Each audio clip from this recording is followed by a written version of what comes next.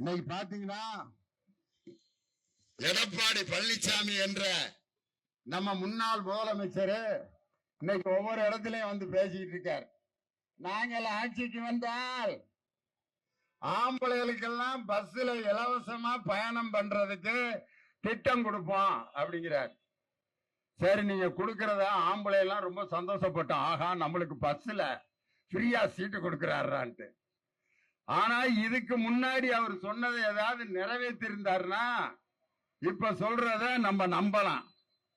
இதுக்கு முன்னாடி அவர் என்னென்ன வாக்குறுதி 2016லயும் 2011லயும் கொடுத்தாங்கன்னா அவங்க கொடுத்த வாக்குறுதி ஒன்னொன்னா சொல்றேன், ஏதாவது நிறைவேறி இருக்கான்னு பாருங்க.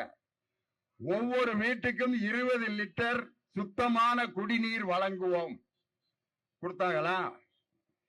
முதியோர்களுக்கு இலவசமாக பஸ் பாஸ் வழங்குவோம் அப்படின்னு சொன்னாங்க, செய்யல. பெண்களுக்கு அனைவருக்கும் ஸ்கூட்டி வழங்குவோம்னாரு, கொடுக்கல. இது எதையுமே கொடுக்கல. ஆனா நம்ம தலைவர் ஆட்சிக்கு வந்தோன்ன 1000 ரூபாய் உதவித்தொகை கொடுத்தோன்ன அறிவிச்சொன்ன எடப்பாடி பழனிசாமி சொன்னாரு, அது எப்படி 1000 ரூபாய் அம்புட்டு பெண்களுக்கு கொடுக்க முடியுமா? ஏறக்குறைய 1.5 கோடி பேருக்கு 1000 ரூபாய் கொடுத்துட்டு நாட்டை நடத்த முடியாதுன்னு சொன்னாரு எடப்பாடி பழனிசாமி. ஆனால் செப்டம்பர் 15 அண்ணா பிறந்த நாள் அன்று 1,31,00,000 பெண்கள் இன்னைக்கு மாதம் 1000 ரூபாய் வாங்கி கொண்டிருக்கிறார்கள் என்ற சரித்திரத்தை படைத்தவர் நம் தமிழக முதல்வர். அது மட்டும் இல்ல, வருகிற தேர்தல்ல அந்த 1000 ரூபாய 2000 ரூபாயாக உங்களுக்கு வழங்க போகிற முதலமைச்சர் நம் தமிழகத்தினுடைய முதலமைச்சர். அது மட்டும் இல்ல, இப்ப இந்த ஜனவரி மாசம் என்ன ஐடியா பண்ணாங்கன்னா, தேர்தல் நேரத்தில் பெண்களுக்கு 1000 ரூபாய் கொடுக்க கூடாது, கொடுத்தா அது தேர்தல் நடத்தை விதிமுறையை மீறினதாக, அதனால கோர்ட்ல கேச போட்டு உங்களுக்கு 5 மாசம் அந்த உரிமை தொகையை நிறுத்தி வைக்கணும்னு பாரதிய ஜனதாவும் அதிமுகவும் முடிவு பண்ணாங்க. ஆனா நம்ம தலைவர் அவங்களுடைய சதி திட்டத்தை முறியடித்து ஒரே நாள் நைட்டு, ஒரு நாள் இரவுக்குள் 1,31,00,000 பெண்களுடைய அக்கவுண்ட்டுக்கு 5000 ரூபாய் வழங்கி ஒரு மாபெரும் அரசியல் புரட்சியை செய்தவர் நம் தமிழகத்தினுடைய முதலமைச்சர். அதை பார்த்துட்டு எல்லாம் அசந்து போயிட்டாங்க, எப்படியா அப்படின்னு. அதை பார்த்துட்டு அன்னைக்கே எடப்பாடி பழனிசாமி தலையில துண்ட போட்டார். முடிஞ்சிரா நம்ம கதை. இன்னைக்கு பாத்தீங்கன்னா அவரை விட்டு ஒவ்வொரு ஆளா கிளம்பி போயிட்டு இருக்காங்க.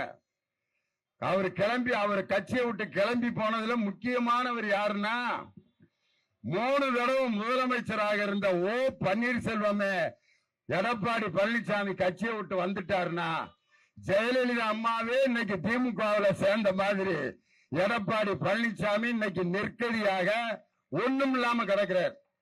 ஒரு சினிமாவில் செந்தில் படுத்திருப்பார், ஒரு கடை வாசல்ல வேட்டி சட்டை தலையில தொப்பியோட படுத்திருப்பார். ஒரு 10 நிமிஷம் கழிச்சு பார்த்தா தொப்பி இருக்காது. ஒரு மணி நேரம் கழிச்சு பார்த்தா வேட்டி இருக்காது. இன்னொரு மணி நேரம் கழிச்சு பார்த்தா சட்டை இருக்காது. இன்னொரு மணி நேரம் கழிச்சு பார்த்தா கையில வாட்ச் இருக்காது. இன்னொரு கொஞ்ச நேரம் கழிச்சு பார்த்தா கழுத்துல இருக்க செயின் இருக்காது. காலையில 5 மணிக்கு வெறும் கோமணத்தோட படுத்திருப்பாரு. அப்ப எந்திரிச்சு பாப்பாரு, ஐயோ இன்னும் கொஞ்ச நேரம் படுத்திருந்தா இதையும் உருகிருப்பாங்களா அப்படின்ட்டு செந்தில் எப்படி ஒரு படத்துல ஒண்ணும் இல்லாம படுத்து கிடந்தாரோ, அது மாதிரி கூட்டணியில இருக்க அவங்க கட்சியில இருக்க அவ்வளவு பேரையும் இழந்து இன்னைக்கு கட்சியை கொண்டு போய் அமித்ஷா அடகு வச்சிருக்கக்கூடிய எடப்பாடி பழனிசாமி. ஆனால் 21 கட்சிகளை கூட்டணி அமைத்து வெற்றிகரமாக தொகுதிகளை பிரித்து இன்று தேர்தலை சந்திக்கும் ஒரே துணிச்சல் உள்ள தலைவர் முத்துவேல் கருணாநிதி ஸ்டாலின் என்ற அந்த தலைவர் தான். அந்த தலைவர் இன்னைக்கு இந்த பஸ் போயிட்டு இருக்கு பாத்தீங்களா, என்ன அழகான பஸ். அந்த பஸ்ல இருக்க டிரைவர் முன்னால உட்காந்து ஓட்டிட்டு போறாரு. அவர்கிட்ட காலையில பஸ் எடுக்கிறார் ஒரு டிரைவர். எடுத்து அம்பத்தூர்ல இருந்து செங்கல்பட்டு போயிருச்சு அந்த பஸ். டிரைவர் சொல்றாரு, வண்டி ஒரு 5 நிமிஷம் 10 நிமிஷம் நிக்க, இறங்கி யாராவது டீ காபி சாப்பிட்டு வாங்க, போயிட்டு வாங்கன்றாரு. போயிட்டு வந்துட்டு டிரைவரும் காபி குடிச்சிட்டு வந்து வண்டியை ஸ்டார்ட் பண்ணிட்டு கியர் போடணும்னு கம்பிய தேடுறாரு. கம்பிய காணா. எங்கடா கியர் கம்பி?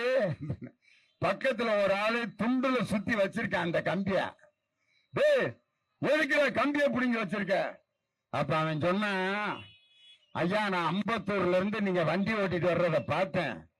இந்த கம்பிய புடுங்கிறதுக்கு நீங்களும் முன்னால பின்னால இழுத்து இழுத்து பாத்தீங்க, உங்களால புடுங்க முடியல. அதனால நீங்க டீ கடைக்கு போனோம்னா நான் புடுங்கி கையில வச்சிருக்கேங்க. அந்த கியரை புடுங்கி வச்சவர் வேற யாரும் இல்ல, எடப்பாடி பழனிசாமி தான். 4 வருஷம் ஆட்சியில இருந்தார்ல, அப்ப ஒரு 500 ரூபாய் கொடுத்திருக்கலாம்ல பெண்களுக்கு. அப்ப பெண்களுக்கு இலவச பயணத்தை அறிவிச்சிருக்கலாம்ல. உங்களுக்கு வாய்ப்பு கிடைக்கிறப்ப செய்யாம எப்படி அந்த கியர் கம்பியை புடுங்கி பஸ் ஓட விடாம பண்ணானோ, அது மாதிரி தமிழகத்திற்கு துரோகம் செய்த எடப்பாடி பழனிசாமி, அதுல ஒன்றிய பிரதமர் நரேந்திர மோடி ஐயா இதுவரைக்கும் 4 தடவை வந்துட்டார் தமிழ்நாட்டுக்கு. வந்து எப்படி பேசுறாரு கேட்டீங்களா? எங்க பேசினாலும் ஒரு திருக்குறள் பேசுவார் நரேந்திர மோடி ஐயா. ஆக்ரா முதலா எல்லாம் ஆதி பகவான் முதிற்று உலகு அப்படிம்பாரு. திருவள்ளுவர் கண்ணீர் விட்டு அழுகிறாரு. இவரை யாரையா திருக்குறள் சொல்ல சொன்னது? அப்படி 4 முறை முந்தா நாள் பாண்டிச்சேரிக்கு வந்திருக்காரு. 4 முறை ஒன்றிய பிரதமர் வந்தாலும், இன்னும் 50 தடவை வந்தாலும் எங்க ஸ்டாலின் பெறப்போகின்ற வெற்றியை எந்த கொம்பனாலும் தடுக்க முடியாது. அப்படிப்பட்ட வெற்றி பெறப்போகின்ற அருமையான தலைவர் நம் தமிழகத்தினுடைய முதலமைச்சர் முத்துவேல் கருணாநிதி ஸ்டாலின் அவர்கள். இன்னைக்கு பாத்தீங்கன்னா பெண்கள் அனைவரும் இன்று உரிமை தொகை மட்டும் இல்ல, அவங்க படிக்கிறதுக்கு, பொம்பளை பிள்ளைங்க படிக்கிறதுக்கு புதுமை பெண் அப்படின்னு மாதம் 1000 ரூபாய் கொடுத்தாரு. இன்னைக்கு அந்த தொகை மாதம் 1500 ரூபாயாக அடுத்த முதலமைச்சராக வந்து புதுமை பெண் தமிழ் புதல்வன் திட்டத்துல தரப்போறார். இந்த எடப்பாடி பழனிசாமியை பார்த்துட்டு தான் அன்னைக்கே எம்ஜிஆர் மலைக்கல்லன் படத்துல பாடினார் ஒரு பாட்டு. இந்த பாட்டு கேட்டிருக்கீங்களா? எத்தனை காலம் தான் ஏமாற்றுவார் இந்த நாட்டிலே, இனி எத்தனை காலம் தான் எடப்பாடி ஏமாற்றுவார் இந்த நாட்டிலே. சத்தியம் தவறாத உத்தமர் போலவே நடிக்கிறார், சமயம் பார்த்து பல வகையினில் கொள்ளை அடிக்கிறார். பக்தனை போலவே பகல் வேஷம் காட்டி பாமர மக்களை வலையினில் மாட்டி எத்தனை காலம்தான் ஏமாற்றுவார் இந்த நாட்டிலே. எனக்கு பிடிச்சது அடுத்த வரிதான். தெருவெங்கும் பள்ளிகள் கட்டுவோம், கல்வி தெரியாத பெயர்களை இல்லாமல் செய்வோம், கருத்தாக பல தொழில் பழகுவோம், ஊரில் கஞ்சி கிள்ளை என்ற சொல்லினை போக்குவோம். தெருவெங்கும் பள்ளிகள் கட்டுவோம், கல்வி தெரியாத பெயர்களை இல்லாமல் செய்வோம். ஒரு பொம்பளை பிள்ளை படிக்காம இருந்தா அந்த பெண்ணை எந்த விதத்திலும் ஏமாற்றி விடலாம் என்று பெண்களுக்கு உயர்கல்வி கொடுத்து இன்னைக்கு இந்தியாவிலேயே 45% உயர்கல்வி பெற்றுக் கொண்டிருக்கும் பெண்களை பெற்ற மாநிலம் நம் தமிழ்நாடு. 45%. 55 லட்சம் பெண்கள் இன்னைக்கு காலேஜில் அதிகமா சேர்ந்திருக்காங்க. எவ்வளவு பெரிய சாதனை! இப்படி கல்லூரியில் படிக்கின்ற பெண்கள் நாளைக்கு எங்க டாக்டர் மாதிரி, பூர்ணிமா மாதிரி காலத்துல ஸ்டெத்தாஸ்கோப் மாட்டி நோயாளிகளுடைய நோயை தீர்க்கும் மருத்துவராக வரலாம். அங்க நின்றுட்டு இருக்காங்க பாரு என் சகோதரி, காவல்துறை யூனிஃபார்ம் போட்டு அட்டென்ஷன் சத்யா IPS அப்படின்னு சொல்லி ஒரு மாவட்டத்தின் காவல்துறை கண்காணிப்பாளராக ஒரு பெண்ணால் இருக்க முடியும் என்ற சாதனையை படைத்த தலைவர் நம் தமிழகத்தினுடைய முதலமைச்சர். அப்படிப்பட்ட பெண்களுக்கு கல்வியையும் படிப்பையும் தந்து பொருளாதார சுதந்திரத்தையும் தந்த ஒரு அற்புதமான தலைவர் நம் தமிழகத்தினுடைய முதலமைச்சர். இன்று தேசிய கூட்டணி என்று ஜனநாயக கூட்டணின்னு NDA ஒரு கூட்டணி வச்சிருக்காங்க. அந்த கூட்டணியினுடைய தலைவர் ஒன்றிய பிரதமர் நரேந்திர மோடி வாயிலேயே வடை அருமையா சுடுவார். அவர் பேசுற பேச்ச கேட்டா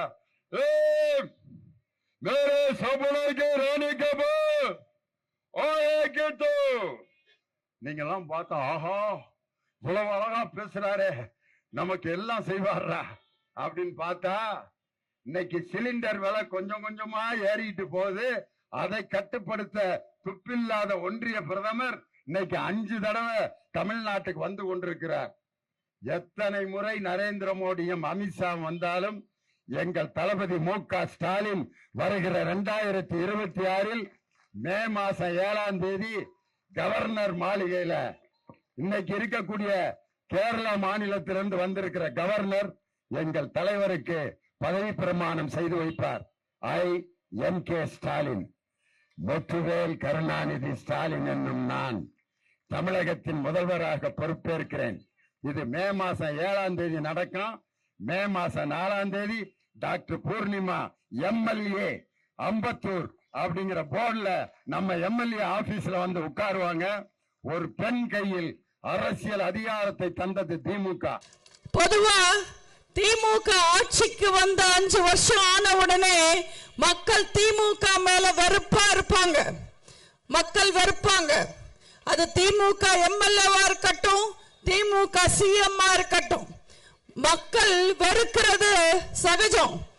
ஆனா இந்த 5 வருஷத்துல திமுக ஆட்சியையும் திமுக எம்எல்ஏக்களையும் அவங்க சொந்த கட்சிக்காரங்களே வெறுக்கிறாங்கன்றதுதான் உண்மை. நான் தமிழ்நாடு பூரா போயிட்டு வர போற பக்கம் எல்லாம் திமுக காரங்க அழுதுகிட்டே கேட்கிறாங்க, எப்படியாவது ஆட்சிக்கு வந்துடுங்க, மெஜாரிட்டி ஆட்சி அமைச்சிடுங்க, எங்களை நீங்களாவது காப்பாத்துவீங்கன்னு. நீங்களே பாருங்க, யோசிச்சு பாருங்க. திமுக செத்து போச்சுன்றது திமுக வேட்பாளர் பட்டியல் பார்த்தாலே தெரியும். 13 சிட்டிங் எம்எல்ஏக்கு திமுக வாய்ப்பு தரல.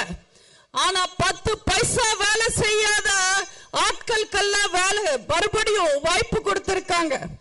நம்ம அதிமுக இருந்து போன 19 பேருக்கு வாய்ப்பு கொடுத்திருக்காங்க.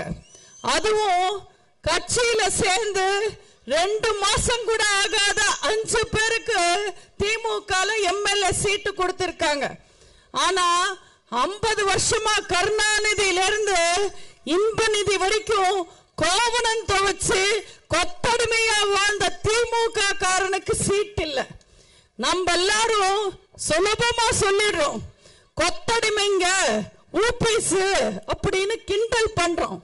ஆனா ஒரு உண்மை என்ன தெரியுமா? ஒரு திமுக காரனா வாழ்றது எவ்வளவு கஷ்டம் தெரியுமா? ஒவ்வொரு திமுக காரனையும் சொந்த கட்சிக்காரனே காரி துப்புவா, எதிர்கட்சிக்காரன் காரி துப்புவா, கூட்டணி கட்சிக்காரன் காரி துப்புவா. இப்ப அதிமுக இருந்து போன கட்சிக்காரங்க காரி துப்புவாங்க. ஆம், நேத்து வந்தவங்க எல்லாம் அமைச்சர் ஆயிட்டாங்க. 50 வருஷமா கொத்தடிமையா இருந்து என்ன கிழிச்சான்னு வீட்டுக்காரம்மா காரி துப்போம். நீட்ட எப்ப ரத்து பண்ணுவீங்கன்னு பெத்த பசங்க காரி துப்புவாங்க. கருணாநிதி, கனிமொழி, ஸ்டாலின், அழகிரி, உதயநிதி, இன்பநிதினு இன்னும் எத்தனை நாளைக்கு கடன் வாங்கி போஸ்டர் ஒட்டுவான்னு கூட இருக்கிற ஃப்ரெண்ட்ஸும் காரி துப்புவாங்க. என்னைக்கோ ஒரு நாள் அந்த கொத்தடிமைங்களுக்கு ரோஷம் வந்து அண்ணா அறிவாலயத்துக்கு போய் கேள்வி கேட்டா அங்க இருக்கிற திமுக கட்சிக்காரங்க தலைவர்கள் எல்லாம் காரி துப்புவாங்க. இப்படி எத்தனை பேர் காரி துப்புனாலும் தொடச்சுக்கிட்டு வெளியில நானும் வீரன் தான் வீராப்பா வருவாங்க. திராவிட மாடல், சமூக நீதி, விடியலாட்சி, வெங்காய பஜ்ஜின்னு வெளியில வந்து வசனம் சொல்லிக்கிட்டே சுத்துவாங்க. பிடிஆர்ல இருந்து ராசா வரைக்கும் எல்லாரும் அவங்க திமுகவை காரி துப்புறாங்க, ஸ்டாலினை காரி துப்புறாங்க. ஆனா இவங்க மட்டும் வெளியில எதிர்கட்சிக்காரங்க கூட மட்டும் சண்டை போடணும். இப்படி துன்பப்பட்டு, கேவலப்பட்டு, அவமானப்பட்டு ஒரு திமுக காரனா வாழ்றதை விட ஒரு மென்டல் ஹாஸ்பிட்டலுக்கு போய் பைத்தியக்காரனா வாழ்றது ரொம்ப ஈஸியா இருக்கும். எனக்கு நிஜமாவே திமுக காரங்களை பார்த்தா ரொம்ப பரிதாபமா இருக்கும். ஸ்டாலின் அவர் ஒரு பொம்மை முதல்வர். அவர் தலையில வச்சிருக்கிற டோப்பா மேல காட்டின அக்கறை தமிழ்நாட்டு மக்கள் மேல காமிச்சிருந்தாருன்னா தமிழ்நாடு முன்னேறி இருக்கும். ஆனா அவருக்கு மக்களை பத்தி கவலை இல்ல. அவர் விக்க பத்தி கவலை, குடும்பம் பத்தி கவலை, பையனை பத்தி கவலை. மக்களுக்கு எதுவுமே செய்ய மாட்டாரு. ஊமை மாதிரியே இருக்காரு. ஒரு பொம்மை முதல்வர். நம்ம அண்ணன் எடப்பாடியார் சும்மா ஒண்ணு சொல்லல, பொம்மை முதல்வர் பொம்மை முதல்வர். உங்களுக்கே தெரியும், சீர்காழியில நேஷனல் ஹைவே ரோடு உடைஞ்சிடுச்சு. அந்த மண்ணு கீழே போறதுக்கு முன்னாடி தேர்தல் சமயம் இல்ல, அதனால கண்டிச்சு அறிக்கை விட்டார் ஸ்டாலின். அதே திருவண்ணாமலையில அவங்க கட்டின தடுப்பணை உடைஞ்சா வாயே திறக்க மாட்டாரு. சென்னையில ஓஎம்ஆர் ரோட்ல ஒரு பாலம் கட்டினாங்க, பெரிய பாலம். அது தரம் இல்லாம எப்ப வேணும்னாலும் இடிச்சிடும்னு சொன்னதுனால கான்கிரீட் ரோடு மேல தார் ரோடு போட்டு எல்லாத்தையும் மூடி மறைச்சாங்க. அப்பவும் வாய திறக்க மாட்டாரு. ஸ்டாலின் திறப்பு விழா பண்றாரு ஸ்கூலுக்கு, ஆனா அங்க செவருதான் கட்டி இருக்காங்க, ஸ்கூலே இல்ல. அப்பவும் வாய திறக்க மாட்டாரு. ஸ்டாலின் ஒரு ஸ்கூல திறக்கிறாரு, அடுத்த நாளே அந்த ஸ்கூல் இடிஞ்சு விழுது. அப்பவும் ஸ்டாலின் வாய திறக்க மாட்டாரு. ஆனா தேவையில்லாததுக்கெல்லாம் அவங்க ஊழல் அமைச்சர்கள் மேல கேஸ் போட்டா, ரைடு பண்ணா, எங்களை சீண்டி பார்க்காதீங்க, நோண்டி பார்க்காதீங்க அப்படின்னு ஆவேசமா பேசுவாங்க. ஊழல் பண்ணா நோண்டி பார்க்காம வேற என்ன நலுங்கு வச்சா பாப்பாங்க? நீங்களே சொல்லுங்க. திரும்புற பக்கம் எல்லாம் ஊழல். மக்களுக்கு எதுவுமே செய்யாம மக்களை ஏமாத்துறதுக்காகவே ஆட்சி பண்றாங்க. மக்களுக்காக நல்லாட்சி பண்ணாம கூட்டணியை மட்டுமே நம்புறாங்க. திமுக இருக்கிற கூட்டணி எல்லாம் ஒரு கூட்டணியா? பொதுவா இந்த மாதிரி விஷயங்கள் எல்லாம் மக்களுக்கு அநியாயங்கள் அராஜகங்கள் நடந்தா தட்டி கேட்க வேண்டியது யாரு? ஆளுங்கட்சி கூட கூட்டணியில இருக்கிறவங்க தான் தட்டி கேட்கணும். ஆனா ஸ்டாலின் கூட கூட்டணியில இருக்கிற அத்தனை பேரும் கூஜா தூக்குறதுக்கே அவங்களுக்கு நேரம் சரியா இருக்கு. அவங்க எங்க தட்டி கேட்க போறாங்க? அவங்களுக்கு ஏது நேரம்? நான் பார்த்த கொத்தடிமையிலேயே சிறந்த கூட்டணி கொத்தடிமை திருமா மட்டும்தாங்க. திருமாவை யாருமே அடிச்சுக்க முடியாது. சொந்த மக்களை பத்தி கவலையா பட மாட்டாரு. இன மக்களை காவு கொடுத்துடுவாரு. நானும் வீரந்தா, எனக்கும் சீட்டு வேணும், நானும் தொகுதியில நிப்பேன்னு அறிவிச்சுட்டு ஸ்டாலின் கிட்ட இந்த ஒரு போன் வந்த உடனே சரண்டர் ஆயிட்டு அந்த சீட்டு வேணான்னு சொல்லிட்டாரு. அப்படிப்பட்ட ஒரு தலைவர் நான் திருமாவை மட்டும்தாங்க பாக்குறேன். சரி, அவர் சீட்டு வேணான்னு சொல்லிட்டாரு, கூட இருக்கிற கட்சிக்காரருக்கு கொடுப்பாருன்னு பார்த்தா காங்கிரஸ்காரருக்கு அந்த சீட்டை தராரு. இப்படிப்பட்ட தலைவரை நான் திருமாவை மட்டும்தாங்க பாக்குறேன். பேர் மட்டும்தான் விடுதலை சிறுத்தை, ஆனா நம்பர் 1 கொத்தடிமை. நாங்குநேரி, வேங்கை வயல், மானாமதுரை, கள்ளக்குறிச்சின்னு எங்க தலித் மக்கள் அடிபட்டு செத்தாலோ குடிச்சிட்டு செத்தாலோ வாயா திறக்க மாட்டாரு. திருமா சைலண்ட் ஆயிடுவாரு. அதே உக்ரைன்ல போர் ஆரம்பிச்சாலோ ஈரான்ல குண்டு போட்டாலோ வைலண்ட் ஆயிடுவார். இவரெல்லாம் ஒரு தலைவரா? எனக்கு தெரிஞ்சு மனசாட்சி இருக்கிற திருமா தொண்டர்களே இந்த தேர்தலில் திருமாக்கு ஓட்டு போட மாட்டாங்க. நீங்க பாருங்க. ஏன்னா அவங்களும் உப்பு போட்டு தானே சோறு சாப்பிடுறாங்க. ஒரு கட்சி ஒரு கூட்டணி இவ்வளவு அசிங்கப்படுத்துறது? 10-15 வருஷமா ஸ்டாலினுக்கும் திமுகக்கும் கூச்சா தூக்குறாங்க. காங்கிரஸ், திருமா, கம்யூனிஸ்ட், வைகோ எல்லாருமே. இவங்க எல்லாருக்கும் கேட்ட சீட்டு கொடுக்காம அவங்க கிட்ட இருந்து சீட்டை புடுங்கி 10 பைசாக்கு தேராத தேமுதிகக்கு கொடுத்திருக்காங்க. 10+1 1/2% ஓட்டு இல்ல அந்த அம்மாக்கு. கருணாநிதியை எதிர்த்து திமுகவை எதிர்த்து கேப்டன் தேமுதிகவை ஆரம்பிச்சாரு. ஆனா தம்பியோட எம்பி சீட்டுக்காக கட்சியை காவு கொடுத்துட்டு அண்ணா ஸ்டாலின் அன்பு சரண்டர் ஆயிட்டாங்க. அந்நியாரம். எந்த ஒரு அரசியல்வாதியா இருந்தாலும் நான் வந்தா இதை பண்ணுவேன், அதை பண்ணுவேன்னு சொல்லுவாங்க, வீரவசனம் பேசுவாங்க. ஆனா எதை பத்தியும் கவலைப்படாம கட்சியை வச்சுக்கிட்டு பேரம் பேசுற ஒரே அரசியல்வாதி இந்த பிரேமலதா மட்டும்தாங்க. இந்த தேர்தலில் இவங்க எல்லாருமே காணாம போவாங்க. ஒரு கட்சி கூட்டணி அமைக்குதுன்னா எதுக்காக? எல்லா தரப்பு மக்களும் எல்லா மக்களுக்கும் நல்லது நடக்கணும்ன்றதுக்காக, மக்களோட உரிமைகளை தட்டி கேட்பாங்க, மக்களுக்கு பக்கபலமா இருப்பாங்க, மக்களுக்கு உதவியா இருப்பாங்கன்றதுக்காக. ஏ தம்பி, நீ எல்லாம் சத்தம் போட்டால் பயப்படுற ஆள் இல்ல நாங்க. ஏ தம்பி, விடுங்க விடுங்க விடுங்க, ஏ விடுங்க விடுங்க விடுங்க விடுங்க தம்பி, ஏப்பா விடுங்கப்பா தம்பி. உன் டவுட் என்னன்னு என்ன கேளு வா. போலீஸ் சார் கொஞ்சம் உதவி செய்யுங்க. ஏப்பா விடுங்க விடுங்கன்னு சொல்றேன்ல, விடுங்க. ஏ விடுங்க. அந்த தம்பிக்கு என்ன டவுட்? தம்பி வாங்க, என்ன டவுட்? தைரியம் இருந்தா கேட்க வேண்டியது தானே. நாங்கெல்லாம் அம்மா வழி வந்தவங்க.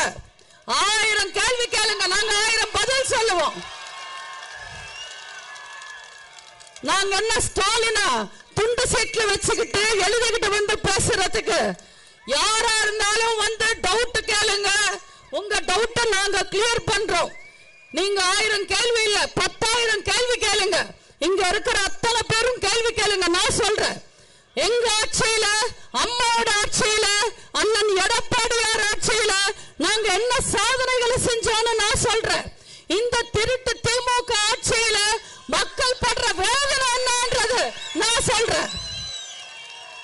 எங்க கூட இருக்கிற கூட்டணி கட்சிகள் எதுக்காக சேர்ந்திருக்காங்கன்னு நான் சொல்றேன். இந்த திருட்டு திமுக கூட அத்தனை கட்சிகள் அடிமையா எதுக்காக கூட்டணியில இருக்காங்கன்னு நான் சொல்றேன். யாரா இருந்தாலும் வர சொல்லுங்க, பேசலாம். நான் நல்லா சொல்றேன்.